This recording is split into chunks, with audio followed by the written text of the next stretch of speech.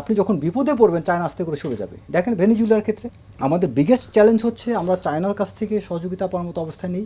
কারণ কি, চায়না হচ্ছে এমন একটা দেশ যারা শান্তিকালীন সময়ে বা আপনি যখন স্বৈরাচারী অবস্থানে থাকবেন আপনাকে সহযোগিতা করবে, আপনাকে অস্ত্র দিবে, আপনাকে প্রকল্প তৈরি করবে, আপনার জন্য অনেক কিছু করে দিবে। বাট আপনি যখন বিপদে পড়বেন চায়না আস্তে করে সরে যাবে। দেখেন ভেনিজুয়েলার ক্ষেত্রে ভেনিজুয়েলার যখন যে ইয়েটা হয়, যখন তার কয়েকদিন আগে কিন্তু চায়নার তাদের বিশেষ দূত, রাষ্ট্রপ্রধানের বিশেষ দূত সেখানে ছিলেন, কিন্তু চায়না কিন্তু কোনো কথা বলে নেই।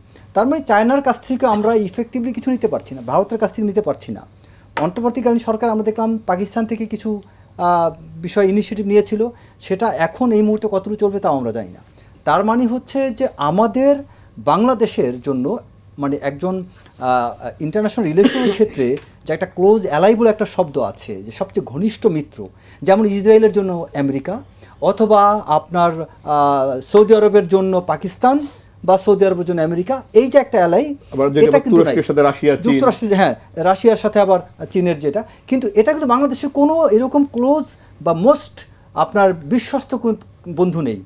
এটা না থাকার কারণে আমরা আমাদের এই অর্থনৈতিক সংকটটা অনেক বেশি প্রকট হবে। আর তার চেয়ে বড় আরও একটা বিষয় হচ্ছে আমাদের দেশের ইন্টারনাল আমাদের করাপশন। আমাদের দেশে এত বেশি সিন্ডিকেট, যেই সিন্ডিকেটগুলোকে কেউ ভাঙতে পারছে না। আপনি দেখবেন যে প্রতিটা জায়গায় সিন্ডিকেট। এখন এই যে দুদকের আজকে ইয়েকে সরা হয়েছে, যেটা আমি এখানে একটু যদি অ্যালাউ করেন, আমি আমার ভাই তুষারের এখানে একটা উত্তর দিতে চাই। হ্যাঁ, মোমেন সাহেব একটা বলছে, তুষার যে কথাটা বলতেছিল, এখানে এই মোমেন সাহেবকে সরানোটা এটা অনেক আগেই দরকার ছিল, তাদের সময় কেন সরায়নি? কারণ এই মোমেন হলো তার দুর্নীতি, তার বিরুদ্ধে দুর্নীতির অভিযোগ হয়েছে বহু আগে। তিনি 2008 সালে বিমান এমডি থাকা অবস্থায় তিনি দুর্নীতি করেছিলেন। সেই দুর্নীতির অভিযোগে আপনার নোটে উল্লেখ করা আছে স্বেচ্ছাচারিতা, তারপরে ক্ষমতার অপব্যবহার, তার পেশাগত অদক্ষতা বা পেশাগত দায়িত্বের অভাব, এসব কিন্তু উল্লেখ করা আছে।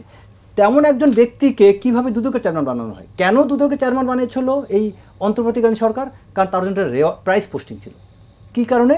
তিনি যখন স্বরাষ্ট্র সচিব ছিলেন, স্বরাষ্ট্র সচিব থাকা অবস্থায় এই ভদ্রলোক এই অন্তর্বর্তীকালীন সরকারের যারা জোট টোট কাছের ব্যক্তি ছিল, এদেরকে দুর্নীতি করার জন্য উনি একটা আমব্রেলা হয়ে দাঁড়িয়েছিলেন। যত আপনি যে পুলিশের ডিবির এটা ওটা অনেক কিছু যে যত ধরপাকড়া হয়েছে, এখানে অনেক বড় একটা লেনদেন হয়েছিল, যে লেনদেনগুলো উনি প্রোটেকশন দিয়েছিলেন। উনি ওই মুহূর্তে যদি এই যে আজকে তুষার যে একটা কথা বললো যে আপনার যাদেরকে নিয়ে এখন অভিযোগগুলো, যেমন এই যে জুলাইয়ের আপনার সনদের ব্যাপারটা, জুলাই সনদে তোমরা এতই সিরিয়াস যদি ছিল, আজকে বিএনপিকে কেন দোষ দিচ্ছ? তোমরা হ্যাঁ না ভোটটা আগে কেন করো নাই?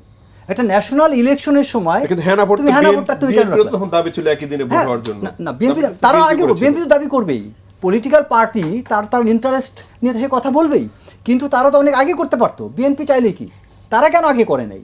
আপনি জাতীয় নির্বাচনের সময় একই সময় তৈরি একটা জিনিস হতে পারে না। একটা দেশের সনদ এত বড় একটা গুরুত্বপূর্ণ ডকুমেন্ট, এই ডকুমেন্টটাকে অ্যাপ্রুভালটা আপনি নিচ্ছেন আরেকটা অকেশনে,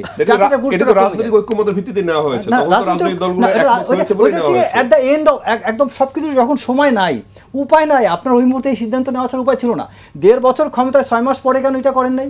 বা 1 বছর পরে কেন করেনি? কেন 1.5 বছরের মাথায় এটা নিয়ে নাড়াচাড়া শুরু হলো? এটা তো আপনার জাতীয় নির্বাচন অল্প কিছুদিন আগে নাড়াচাড়া হয়েছে।